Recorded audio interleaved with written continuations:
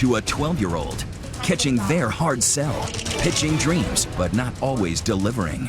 You can't make a child cry in front of their parents. Lights, camera, come on. Plus, doggy cam confessions, legit emotional support animals, or just a con to fly Fido for free. I lied. My one aim was to get my dog on the plane with me. With nothing but a meaningless form off the net, can we pull it off with an albino hedgehog and a rented rabbit? Hi! The fur is flying. Plus, is Nurse Jackie for real? Real nurses tell all. Some who will steal your drugs even when you're in agony. The painkiller abuse among nurses is really a silent epidemic. You won't believe what's going on behind that hospital curtain. Tonight, confessions. Here now, Elizabeth Vargas and David Muir. Good evening, and we start right off here tonight with our first confession affecting so many parents out there and taking place where so many of you are probably heading this weekend. The mall. You might run into those so-called talent scouts discovering your children. Right. They're armed with portfolios, clipboards, offering your kids a shot at a career and money. Only you're going to have to spend some money first. Our hidden cameras caught the sales pitch playing on the dreams of you and your child. Here's Rebecca Jarvis. They all started small as child models before Cameron, Brooke, and Angelina hit the big time. And what parent hasn't gazed at their own child and thought, you ought to be in pictures? Actually, how old your son is? He's 3. 3? Perfect. And if a talent scout swooped in like this, they'd be all ears. We're actually looking for kids this age for print, for modeling, for commercials. Maybe this scene looks familiar. Scouts at a suburban shopping mall approaching parents and their kids with a seductive pitch. There's always a great opportunity. At this New York area mall, these scouts work for a company called Interface Talent. Now all parents think their kids are special and are thrilled to hear that someone else thinks so too. They were scouted by our scout, so this is huge for them. They were chosen out of all these other kids. Meet our first confessor, Trisha Cariglia, who came from other talent agencies before getting work at the Interface office near Boston. The job there? To get the parents to trust you and the kids to love you and look at the kids and say, wouldn't you love to do this? And have the kids be begging the parents. Our next confessor is Laura Lasala. Based near Boston, Laura tried the music business and interior designing before working up to the executive ranks at Interface. What were they looking for? Anyone.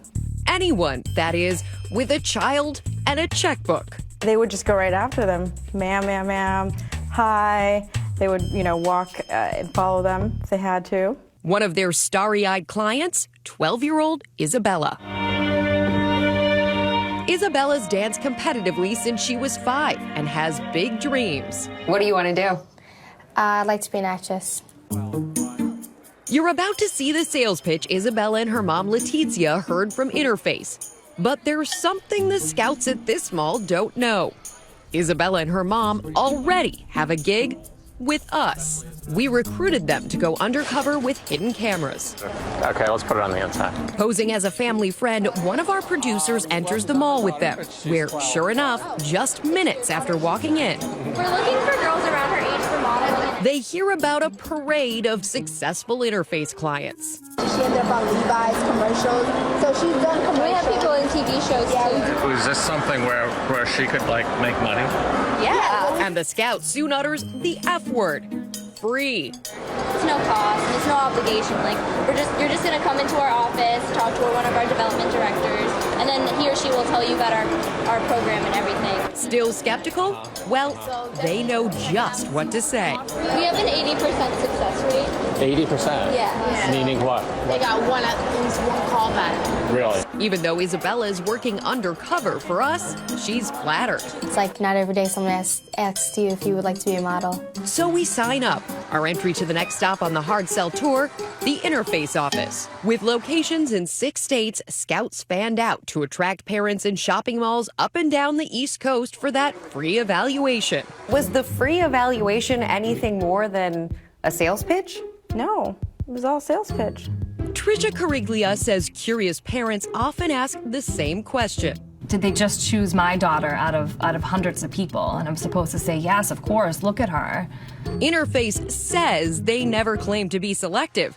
Still, Tricia says employees were intensely pressured to get money from every family, talented or not. I had kids hanging from the ceilings, throwing things in my office. I just wanted to get them out of there. But still, I had to try to sign them. Today, one of the development directors starts with a seemingly innocent request. Now, before I get started, Isabella is a minor. I just need to see 2 forms of ID from her. But hold on. Our insiders told us there may be an ulterior motive here. By getting parents to open up their wallets now, they'll know there's a credit card in there if parents later on claim they can't pay. The next step? Buttering up Isabella. Beautiful smile. Did you wear bracelets? Pouring on the compliments. So you had to pick out something about the child and compliment them. And if you couldn't? Oh, there's always something. It doesn't mean that they're the most gorgeous thing in the world, but you're trying to make them feel like it. Then our development director starts, well, directing. He's even got a prop. I'm gonna count to 3. I'm gonna say action. I want you to look at your mom and go, Mom, I'm sorry. Can you please buy me some pizza? Oh, thank God, to say I'm sorry. Yeah, good. This is gonna be pretty easy. 1, 2, 3, action. Mom, I'm sorry. Can you please buy me some pizza? Oh, she gave you the puppy eyes. All right, good job. Listen. The point was to have them impress you first. So first, you are, wow, what an impressive singing voice. I bet you heard some really bad singing voices. I sure did. And you just grinned. Yep. Next thing we know, they're tempting our tween with a turn on television. So you would love to see yourself on TV? Would that be cool? That would be really cool. Okay. And just like at the mall, out comes that binder with a bevy of beautiful kids who booked professional gigs thanks to Interface. Dominic, with the mohawk look. They love his style. He ends up in Ugly Betty as the brother. He does occasionally pop in a disclaimer. Sounds very promising. Well, no, I never promise anything. I tell you that there is no fortunate family. I told you that from the very beginning. You have to have realistic expectations. But then jumpstarts Isabella's dreams with a familiar refrain. Do I have a high success rate? Yes. I have an 80% success rate in placing you to an agent or manager. But it sounds like you think Isabella's got a lot of Well, it's more potential. Well, yes, I do. Do I feel like Isabella has a lot of opportunity? Absolutely, I do. Isabella's sure hooked, and this development director knows it's time to hit him up for big money. I would love to invite Isabella to come back so I can do her first professional photo shoot with us. They'll send those pictures out to agents and casting directors, but there's a whopping price tag. Photo shoot packages run from $600 up to over $7,000. That's not cheap. Neither is 10 years of ballet, tap, jazz, flamenco, and all that. True. Then he tugs hard on parents' heartstrings. Nothing's cheap in life for kids. Right. But it's how much you believe, how much you really think she wants it. So the goal was really keep them in the room until they sign. Yes, there could be no zeros. If there was a zero, it was going to be hell to pay from the owner. The former owner denied pressuring employees and told his staff was instructed to deal with clients honestly and ethically. Still, we witnessed a healthy serving of parental guilt. And when you want to look back at this, you want to say, did I jip myself by starting low because of a few $100s? Or did I do it the best way possible? And what parent doesn't want the best for their kid? So we laid down $1,600 for the photo shoot. The development director later told us he didn't feel like he did anything wrong and believed in his pitch since his own daughter found modeling jobs through Interface. But Mom, not so happy. When he put down the price list, it was completely out of the ballpark that I had even thought of. But Isabella has stars in her eyes. You just have a feeling in your gut that it's going to turn out okay. Our insider, Tricia, says she had moments of guilt, but she felt she had to stick to the script since supervisors usually watched on surveillance cameras. They taught us either your kid eats or their kid eats. The owner of Interface denied that anyone would say that. Still, Tricia says she snuck outside away from the cameras to warn parents off. I would actually take a mother aside and say, just cancel. Just believe me, just cancel. My paycheck didn't matter actually anymore. It was more these kids' dreams. Coming up next, The photo shoot. Smile. The pressure. Very tired, hungry, and grumpy. And an unexpected twist as Isabella chases her dreams. Parents were in for a big surprise. Yes. Will Isabella get a gig? Stay with us.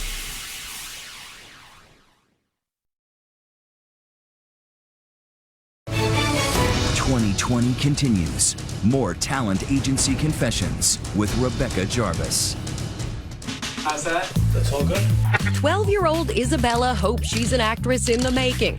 It'll fit right in there. More models? She and her mom have gone undercover with 2020 to find out if the Interface Talent Agency can back up its big talk. We're looking for girls around her age for modeling. They've paid $1,600 for professional photos.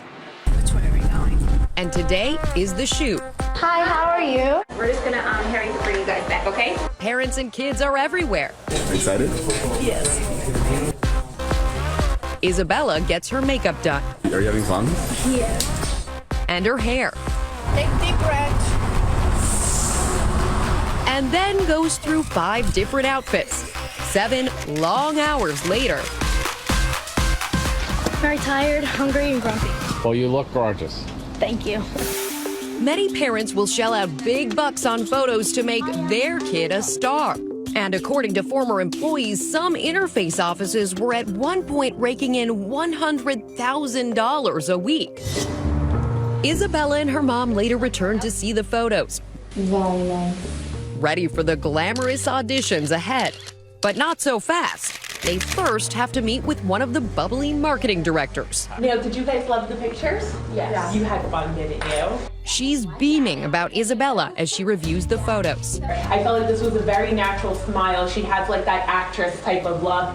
And then it's game on for one final sales pitch. We're not here to make her famous. What we're going to do is make sure that she's getting in front of these companies and we're getting her the opportunities, kind of like job interviews. Big surprise. That'll cost us. A minor photo printing fee was briefly mentioned earlier, but what she's urging today, at least 400 photos, turns into major bucks. So you're talking like 800, like over $1,000. For this option. And then we also have an online option. She pushes a 2-year online option with unlimited print photos for $1,400. So this would give her 24-hour exposure 7 days a week. This is absolutely the better investment. Hearing about the big bucks they need to shell out yet again, Lara Lasala says parents' jaws often hit the floor. They felt like chumps. Yes. They were completely blindsided. They're stuck. She says some parents cursed and even threw things. They're upset. They have no choice. They have to pay for it. This marketing director doesn't let up on that pricey 2-year deal. Wow, I wish we would have known we were getting ourselves in here. I think just a year. Yeah, a year from now. But just paying for a year, she makes clear, is a waste of time. I really don't recommend a year for her. I really, really don't. But just a year is not really going to get her anywhere. Like, I'm being honest with you. But at $1,400, we're wavering. So she brings up that 80% success rate we heard about earlier. We do have over 80% success with all of these, but I will say the clients that, have more time of exposure, they just do a lot better because they get more opportunities. But Interface defined opportunity not as a job, but any exposure to an industry professional, which could mean an audition or simply a meeting with a talent agency that may charge even more advance fees. But wait, slow down a moment. Back in the office, Letizia is still holding out on the high price, but Laura says that's expected. Directors were trained on rebuttals, and they knew what to say and when to say it. It's just not a lot of time. What if it takes... Sure enough, the marketing director calls upon a classic deal-closing tactic, cutting the price to make them think they're getting a bargain. And I will help you with $200 if it is about the money, as long as she wants to do this long term. Exhausted, we give in and pay through the nose. And silence because she's a minor. $1,200 for 2 years of marketing Isabella's photos. That's on top of the $1,600 we already paid for the photo shoot. A grand total of $2,800. These prices did scare me a bit. If it's something that you want, then it's just money, Granted, Granted, Isabella's mom is going along because 2020 is footing the bill. And then do you want to pay with a credit card? Eventually, our insiders say they soured on the company they once believed in. I hated it. You can't make a child cry in front of their parents saying you don't love me. That's terrible. I would never do that. But people were doing that. They were doing that. But are the sales tactics at Interface the same everywhere in the industry? Here at the world-renowned Central Casting, they warn being asked to pay anything up front is a red flag. You shouldn't have to pay any money in order to get work. Jennifer Bender is an executive here. They've been supplying extras for 80 years. New recruits all get the same speech. We do not charge you guys to sign up with us. It's free. They'll sign up anyone who walks in the door, and even the basic photos they take are free. Back at Interface, where people have paid thousands of dollars, what's up with that 80% success rate they boast about? We do have over 80% success with all of these. Well, 2020 tracked down over 50 former clients of the Massachusetts office. Most were unhappy, and less than half said they'd received any auditions. Just 5 told us they got real work. And still, former Interface owner Roman Vintfield stands behind success stories like these. Interface has been really helpful in getting the kids out there. Interface helped me get my career started by helping me get the right headshots, photos. And says the clients we talked to came from an office in a tough market, insisting most other customers were happy. But how did Isabella do after a year? How many auditions did you get? 0. 0. If they told me I was such a model and I wasn't like an average kid, then why didn't I get the call? As for our insiders, they told us they'd strongly believed in the company until seeing through the hype, they said they'd also been fed. Do you feel guilty? Yeah. What do you think you did? Misled people, but I'm here because I want to shed some light on it, but also because at the time you really didn't think that way. Former Interface owner Roman Vintfeld dismisses LaSala as a very disgruntled ex-employee. But the Florida Attorney General also felt his company was misleading parents and filed a lawsuit. But after bad publicity in several cities last fall, the company is now facing serious complaints from the state. Interface shut down, saying it was insolvent. Still, Vintfeld tells us he was proud of providing opportunities to countless people. Trisha, not so much. I felt bad for these people. Being a mother myself and really wanting to do this for your child and ultimately crushing your child's dream didn't sit well with me. So, could you say no if your children were begging you for a chance? Let us know on our Facebook page and Twitter. Use the hashtag ABC2020. And when we come back here tonight, some other adorable faces you couldn't resist. Dogs on planes, even a hedgehog and a bunny. It is Easter after all, but find out how they got on.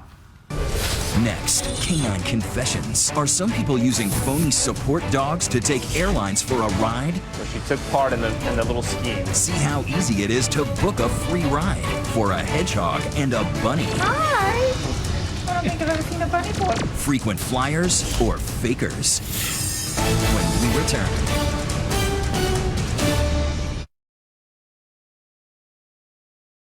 You've heard the expression, when pigs fly. Well, one almost did recently. You remember that headline, the woman who took her pig on a plane as an emotional support animal, but got booted for bad behavior. But sometimes with dogs and other pets, is the fur flying under false pretenses for a free ride? Tom Yamas got on board to find out. And sit, and up. That's very good. So this is Callie? This is Callie, yes. Callie, this is Tom. Callie is a 9-year-old lab terrier. Genevieve is her owner. What was Callie like when you got her? Rotten, Yeah. but very, very cute.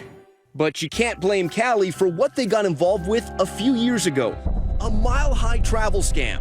I heard from a friend that you could get your dog certified as something called an emotional support animal, an ESA. Emotional support animals assist people with emotional disorders. Yes. Not to be confused with service dogs, like these being trained in Santa Rosa, California, who help people with physical or mental disabilities. Very good. Emotional support animals provide a valuable service. Our confessor, Genevieve, admits she had no need for emotional support She simply wanted to fly with Callie by her side, not in a carrier or in cargo, which would have cost a fee. So she found a way to do it for only a few white lies and a red doggy vest. She found a website that, for a fee, provided a psychological questionnaire. It was a website where I was able to answer questions about possible emotional symptoms that I had. And if I answered them in a certain way, I could get a diagnosis. What was your diagnosis? It was panic attack disorder. You seem like a very level-headed, calm person, not someone who would get panic attacks. Yes, I lied. She lied, and the website made it easy. So I was able to get a letter with this diagnosis on it, and that meant that I could begin taking her on airplanes with me. By law, airlines must allow emotional support animals to fly for free in the cabin with anyone who has a letter from their doctor or mental health professional. The problem is pet owners like Genevieve find it easy to take advantage of the law and the airlines. I flew about 6 times with Callie, and I think they looked at my letter twice. So we wondered just how easy is it without a doctor's note to claim any pet is an emotional support animal who gets to fly for free.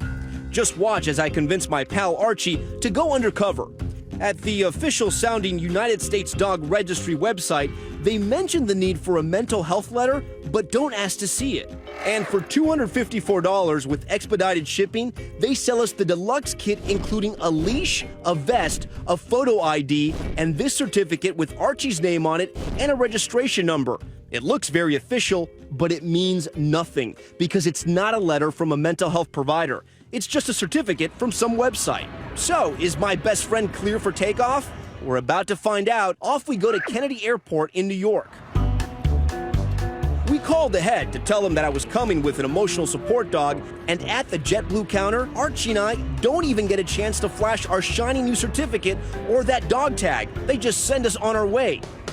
Normally, Archie would have to travel in a pet carrier under a seat so he won't bother or slobber or scare other passengers. Now he's cruising the aisle and sitting right on my lap. Let's point out here, the airline is doing nothing wrong. They're allowed to ask for documentation, but they're not required to. They don't want to embarrass someone or put them on the spot. If in doubt, accept someone's presence with their animal at face value as an emotional support animal. We decided to expand our Noah's Ark of phony emotional support animals. Will one of these websites help us fly with a rented bunny named Leo? This time, we click on a website called ESA Registration of America, and they're encouraging video. Simply fill out the registration form, and you'll be well on your way to living a happy, hassle-free life with your emotional support animal. The site also mentions the doctor's letter, but again, doesn't ask to see it. And for $99, they sell us the ESA VIP kit, including a snazzy certificate with Leo's name on it. We call ahead. Delta tells us bring documentation, but at that ticket counter, no one asks to see it. Leo the rabbit charms everyone at the gate. Oh my goodness. Hi. I don't think I've ever seen a bunny board. What's the name? Leo. Oh, hi, Leo. The agent snaps a picture, and just like that, Leo is taking the short hop from Boston to New York. As we find our seat, we get some funny looks. Leo is a lionhead rabbit, so he's bigger than your average bunny, and just like Archie, he's allowed to be right on my lap for the entire flight. Pretty good flying companion. He even delights battle-hardened flight attendants. I've never seen a rabbit. I've never seen a rabbit. Made my month. And they've seen it all. Airlines are not required to accept reptiles, but they still see some unusual animals, like pigs and even miniature horses. But now we raise the stakes. How about, I don't know, an albino African pygmy hedgehog named Snickers? Hey, no problem.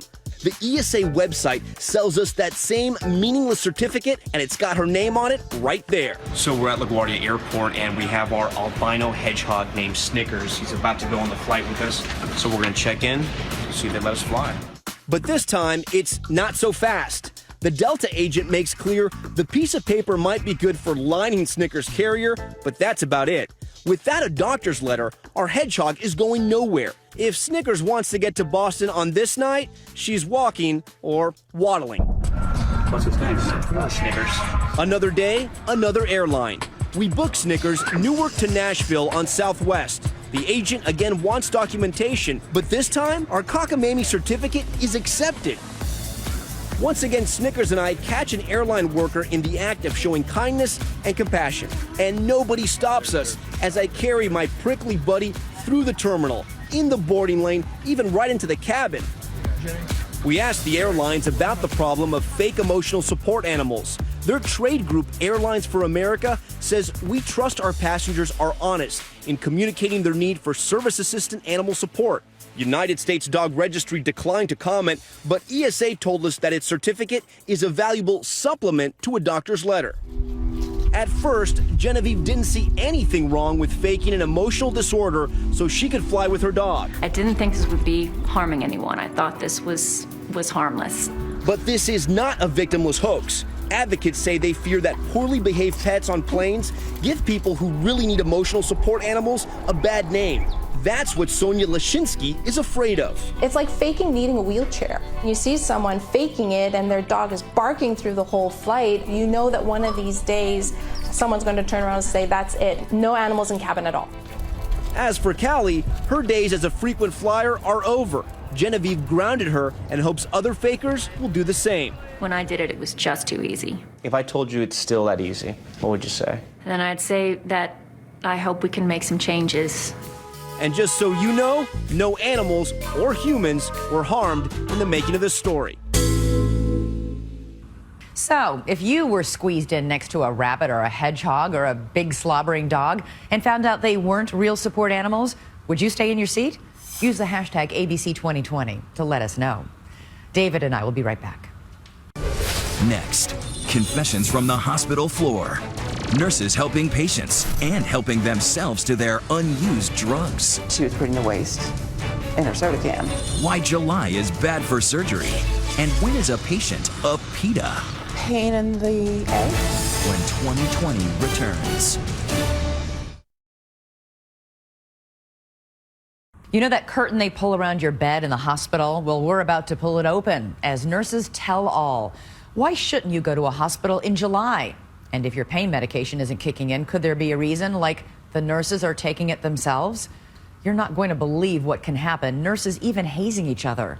Deborah Roberts checked in to check it out. Now calm down. Nurses can get a bad rap, from cranky Nurse Ratched to woozy Nurse Jackie. It's Hollywood's take on one of the most noble professions, the first line of defense when your health is in jeopardy. Nursing is a world of life and death, and sometimes violence. Check out this hospital security camera video. A pipe-wielding patient sending nurses scrambling, even decking one of them. The ER is brutal. I've been spit on in my eyes. I've been hit, bit, kicked. These three devoted nurses are bravely pulling back the hospital curtain, confessing some of the secrets in their profession. For instance, you've heard of Code Red and Code Blue? Well, Roe, a 7-year veteran who's worked in 3 different ERs, says some nurses have their own private ones. Is there a code name for a rude patient? I've heard PETA thrown around. PETA? Pain in the egg. Patient care can be challenging, but if you're on the receiving end, these nurses are offering a few tips on how to, well, survive a hospital visit. For starters, stay healthy during the month of July when patient death rates spike between 8 and 34%. If you're at a teaching hospital and you show up on July 1st, you are going to get a brand new resident who yesterday was a medical student and today is a real doctor. And as for your nurse, if you're truly unhappy, demand a different one. Just ask Lauren, a travel nurse who's worked at 6 hospitals in 6 years. I actually had that happen to me as a new nurse. I don't know if she saw my hand shaking or she saw me sweating. I don't know what she saw. But she was like, oh, you must be new. And I was like, yeah, it's my first week. And she's like, that's awesome. Can I have a different nurse? Yes. I was like, well... Still, there's a benefit to having a fresh, energetic newbie like Christy, who's only been working about 11 months. Because I'm new, I have that passion. I want to go and I want to save the world. Some of the people that I have worked with in the past, they are burnt out. Those grueling long hours can clearly take a toll. But who'd ever imagine that stressed out nurses might turn on each other, with even hazing incidents reported? I had been bullied for being a new nurse. Bullied? Yeah, absolutely. Have you ever heard the term nurses eat their own? Or eat their young. Yeah, nurses eat their young. Oh, yeah. I went through it a lot, and it was because I was a new grad. I think for 6 months, I cried in my car on the way home. What kinds of things did they do to you? You would get overloaded with patients, and they would not help. And if you're not drowning fast enough, they're more than happy to throw you another anchor. When nurse bullying comes in the way of patient care, it can be really dangerous. The American Nurses Association says bullying is real and they're working to create safer conditions, but told us in a statement that for the past 13 years, nurses have held the top spot as the public's most honest and ethical profession in America. It's a high-pressure, high-stakes world for nurses. They have to work sometimes up to 12 to 14-hour shifts without breaks. Alexandra Robbins interviewed hundreds of nurses for her book, The Nurses, and found that most are compassionate and selfless. Yet she was stunned to discover how many are addicts, even stealing their patients' meds.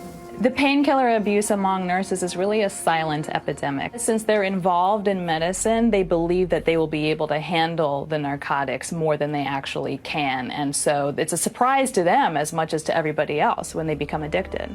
With easy access to drugs, some estimates say 8 to 20% of healthcare professionals use and abuse substances.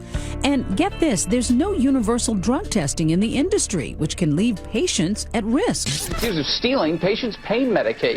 Take the case of 16-year-old Ryan Slater, rushed to the hospital for an emergency appendectomy. As soon as I got out of surgery, all I could feel was the most horrible pain that I've ever felt in my entire life. He's prescribed a powerful painkiller, but hours and multiple doses later, he's still in agony. I was constantly telling them that this wasn't helping, this wasn't working. I wasn't understanding why nothing was getting any better. That's because Ryan wasn't getting his meds at all. A nurse had brazenly swapped out the vials with simple saline solution. I do not know how she was stealing the medication. All I know is that I had just gotten complete organ removed from my body and received nothing to numb the pain. The hospital, calling it an isolated incident, says it's taken steps to avoid a future occurrence. That nurse had her license revoked. It's incredibly easy to take medications if you truly wanted to. How could nurses get away with it given that you have this system where you're supposed to have it documented? There's a way around every system. In fact, nurses are supposed to discard leftover medication in the presence of another nurse. But in the heat of a hectic day, it doesn't always happen. I've accidentally taken home medications. I mean, it's a crazy day in the ER. I meant to waste it, and then by the time you think about it, you're emptying your pockets at home. I always bring it back the next day. However, addiction is a common problem among hospital staff, not just nurses. Roe recalls catching a nurse red-handed at one of her previous hospitals. She was putting the waste in her soda can and going and medicating the patient. I ended up going to the charge nurse and going, she might be impaired. You need to pull her off the floor now because that's a risk to patients right there. There are ways that nurses can get help without losing their license and without putting patients at risk. It's really too quiet of an issue, and people need to talk about it more. Shedding light on a job loaded with adrenaline and intensity. Still, nurses consider their work a calling. You know the saying, nurses are angels in comfortable shoes. Nurses are the unsung heroes of the hospital. It's the nurse who's with you from when you get in to when you leave. Which brings us to perhaps the most important tip of all. Be nice to us, and we will go above and beyond the regular nursing care that you're going to get. Have patience with your nurses and care about us just as much as we care about you. Next, car confessions. That was then. This is now.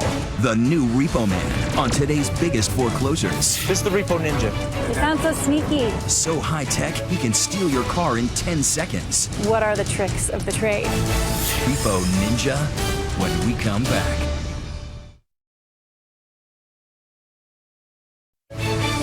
Confessions continues on 2020. Now, Paula Ferris. Just act natural. This is the image most of us have of the unloved Repo Man. Lowlifes using Slim Jims on cars in the movies. Or acting like crazed cowboys on reality TV. And who are always well, let's call them misunderstood. We're just above or below the garbage man. The garbage men are taking something we don't want. You're taking something we do want. Taking something they do Our want. vehicle. Yep. And taking those vehicles away can lead to some very hard feelings. Here, a woman angrily smashes the windows of her SUV as it's being taken away. Step back. You need to step back. This video shows a repo man surrounded and assaulted by an angry group of men. This repo man says he's found a better way to take away those prized vehicles. Meet Matt Pittman of Utah, part of the new high-tech breed of repo man who's taking his profession to new heights, literally. Americans owe almost $1 trillion in auto loans, so business is booming for repo men like Pittman, and he's not at all reticent about revealing the tricks of his trade. He might as well write a tow truck tell-all. This is the Repo Ninja. The Repo Ninja. I named it that because it's so dang quiet. I will creep up right next to somebody's house. Their window to their master bedroom will be right there, and they will just not hear it. And the Repo Ninja can almost operate itself, towing a car without Pittman even having to step outside. Back in the day when we had to get out and actually hook chains, get up underneath the vehicles and do things like that, there was a lot more accidents and injuries. Check out. Pittman is brash and unabashed, even mounting cameras on his head and the back of his rig to film missions for his YouTube channel called Repo Nut, a name he's even put on his own line of clothing. Just started learning the tricks of the trade and grew into it and loved it. Okay, what are the tricks of the trade? Knowing how to basically steal vehicles legally.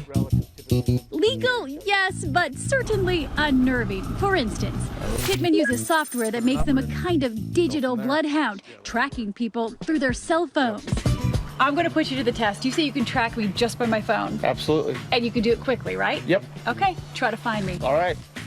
I drive to a remote location when I suddenly receive a mysterious text on my cell phone. I received this weird text message. By clicking on it, I've stepped into his trap, sending a signal back to Pittman, who can now track my phone by GPS. Yeah, looks like I got her location.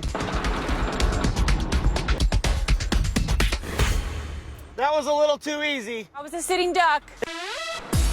Meantime, back in the Repo Ninja, Matt's cab is like a clandestine command center, complete with a laptop loaded with special surveillance software in easy reach. The computer allows us to be able to tie it into the internet mainly. And if he can't get at a vehicle with his tow truck, Pittman will simply sneak up and slap a GPS tracker on it. Now he can track at his leisure, and if they don't pay, he can pounce. It sounds so sneaky. It is very sneaky. A lot of what we do is very sneaky, and that pisses a lot of people off. For Pittman, all of this cutting-edge technology is to stay one step ahead of delinquent car owners, whether it's by land or air. Believe it or not, he even travels with his own drone. There she goes. Why all the high-tech gizmos? Pittman says they help him do repo work safely at a distance. Because if you get too close, watch what can happen. Back up off me right now. I am. Move your truck. If an owner is present when Pittman tries to take a vehicle, it can get ugly. Move your truck. All right, brother. Pittman is forced to retreat back into his cab. Move your foot. This owner actually jumps on Pittman's truck as his SUV